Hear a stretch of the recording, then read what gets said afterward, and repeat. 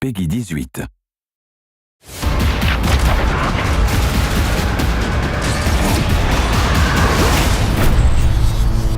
We are so excited for fans to get their hands on the first DLC of the season. We've been listening to your feedback, and we have so much more to come. We've got 4 intense maps and a brand new zombie experience.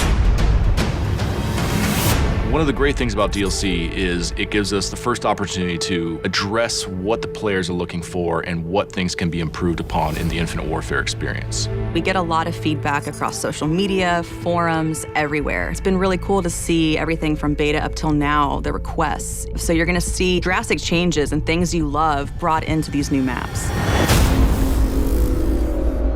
Noir is a dark, grimy, moody Brooklyn from the distant future. On one side, you spawn under the Brooklyn Bridge, which is kind of gritty. And then the exact opposite side of the map, it's a little bit nicer. There's cafes and parks. And then in the middle is just a war zone.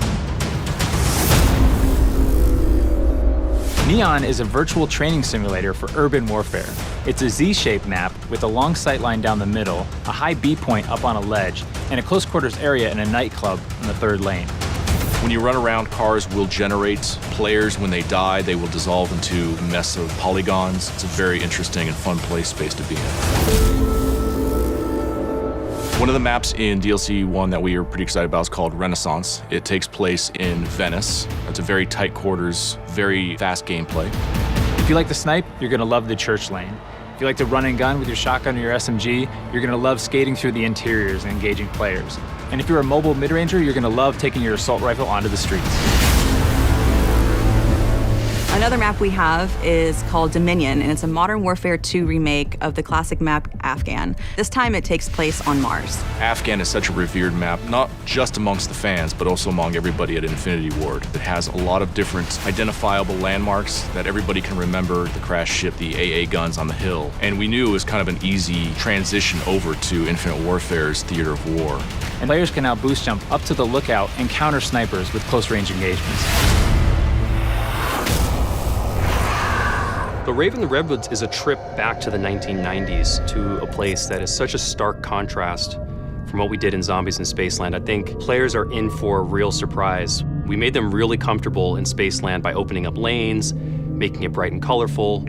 This is really a horror film brought to life in a video game form. It's going to blow people's minds. After getting sucked out of Zombies in Spaceland, our 4 characters appear in a cabin. They wake up kind of groggy. They kind of realize that they're maybe in the 90s now. As you explore outside of the cabin, you find out that you're actually in an abandoned camp that's been kind of taken over by a few hundred raver kids that are throwing an all-night rave party in the middle of the woods. The level has this dark, foreboding, kind of spooky vibe, and then the world comes alive.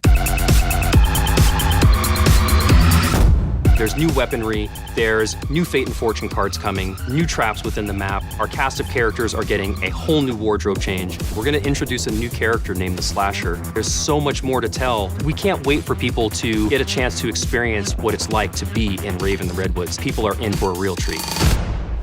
All of the devs here at Infinity Ward cannot wait for our fans to get their hands on the new content. The weapons, the quests, there's so much going into it. Fans are going to be super excited. Call of Duty Infinite Warfare DLC 1 pack will be available January 31st, first on PS4.